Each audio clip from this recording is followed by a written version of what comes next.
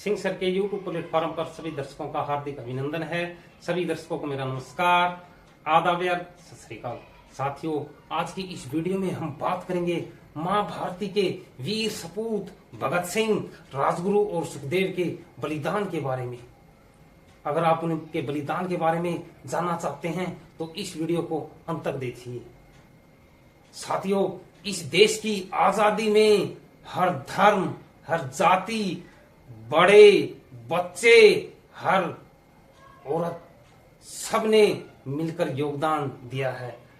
सबके योगदान से हमें ये आजादी मिली है। तो इस देश में जाति धर्म का भेदभाव छोड़ करके अमन और चैन से रहिए। अब हम शहीदों के बलिदान पर बात करते हैं। जब चोरा चोरी के बाद 1922 में महात्मा गांधी ने असहयोग आंदोलन वापस लिया तो इससे नाराज होकर राजगुरु सुखदेव और भगत सिंह ने चंद्रशेखर आजाद, बिस्मिल्लाह खां जैसे हजारों युवाओं से मिलकर के अंग्रेजों के खिलाफ हथियारबंद क्रांति का आगाज कर दिया। 1928 को लाहौर में साइमन कमीशन के विरोध में जुलूस निकाला जा रहा था। तब पंजाब पुलिस ने भीड़ के ऊपर लाठीचार्ज कर दिया, जिसमें अनेक क्रांतिकारी घायल हो गए। तो इस लाठीचार्ज का बदला लेने के लिए भगत सिंह, राजगुरु और सुखदेव ने कसम खाई और एक महीने बाद तीनों मिलकर के लाहौर के पुलिस हेडक्वार्टर पहुंच गए और वहां अंग्रेज अधिकारी सैंडर्स को मौत के घाट उतार दिया। तब भारतीय तत्कालीन वायसराय ने इस मामले में मुकदमे के लिए विशेष अदालत का गठन किया और उनके ऊपर साइमन हत्याकांड केस की जांच शुरू की। और 1929 में भगत सिंह, राजगुरु और सुखदेव सहित 14 लोगों को मुख्य आरोपी बनाया गया और इन तीनों क्रांतिकारियों को फांसी की सजा सुनाई गई। ब्रिटिश सरकार में जज सैयद आगा हैदर ने इन सब पर मौत की सजा सुनाने से इनकार कर दिया था। एक दिन भगत सिंह के परिजन लाहौर जेल में उनसे मिलने आए तो उन्हें यकीन हो गया कि परिजनों से उनकी ये आखिरी मुलाकात है। उन्होंने अपनी मां से हंसते हुए कहा कि लाश लेने तुम मत आना, तुम कुलबीर को भेज देना और ये बात करके, क्योंकि कहीं तुम मेरी लाश को देख करके रोना पड़ो और लोग कहें कि भगत सिंह की मां रो रही है। ये बात कह करके भगत सिंह जोर जोर से हंसने लगे। तब अंग्रेज जेलर उन्हें फटी आंखों से देखते रह गए। फांसी से एक दिन पहले उनके वकील प्राणनाथ मेहता उनसे मिलने के लिए जेल में आए। तब वकील ने उनसे पूछा कि आप देशवासियों को कोई संदेश देना चाहते हैं।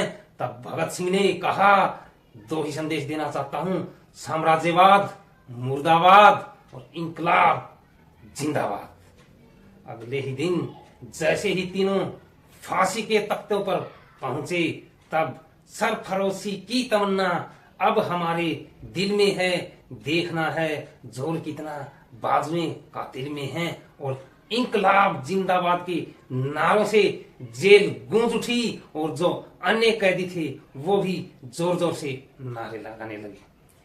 जेलर चरत सिंह ने फांसी के तख्ते पर खड़े भगत सिंह के कान में फुसफुसाकर कहा, वाहेगुरु को याद कर ले।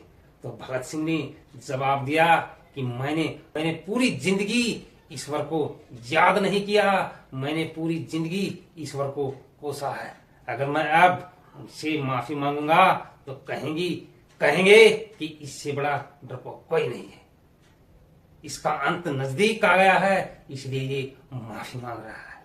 ऐसे वीर थे भगत सिंह। इस प्रकार निर्धारित समय से एक दिन पहले ही फांसी दे दी जाती है और उन्हें मृत घोषित कर दिया जाता है। जेल के बाहर भीड़ को यह अंदाजा हो गया था कि कुछ न कुछ जेल में हो रहा है, तो भीड़ जेल के बाहर इकट्ठा होने लग गई। अंग्रेज अधिकारी जेल के बाहर भीड़ इकट्ठा देख करके वो घबरा गए और उन्होंने जेल की पिछली दीवार तोड़ करके ट्रक जेल के अंदर लाया जाता है और अपमानजनक तरीके से उन तीनों शहीदों के शवों को सामान की तरह डाल दिया जाता है और उनका अंतिम संस्कार रावी के तट पर किया जाना था, परंतु रावी का जलस्तर कम होने के कारण सतलज नदी के किनारे शवों को जलाने का फैसला किया गया। परंतु लोगों को इस बात की भी भनक लग गई और भीड़ वहां पर इकट्ठा होने लग गई। अंग्रेज अधिकारी आती हुई भीड़ को देख करके अर्ध जले शवों को ही छोड़कर वहां से भाग जाते हैं। इसके पश्चात उनके घर वालों ने उनका सम्मानजनक तरीके से अंतिम संस्कार किया। भीड़ ने 3 मील तक शोभा जुलूस निकाला, जिसमें पुरुषों ने काली पट्टी बांध करके और स्त्रियों ने काले कपड़े पहन करके जुलूस निकाला। तो ऐसे ऐसे वीर शहीदों ने इस देश के ऊपर कुर्बानियां दी हैं, तब जाकर के हमारा देश आजाद हुआ था।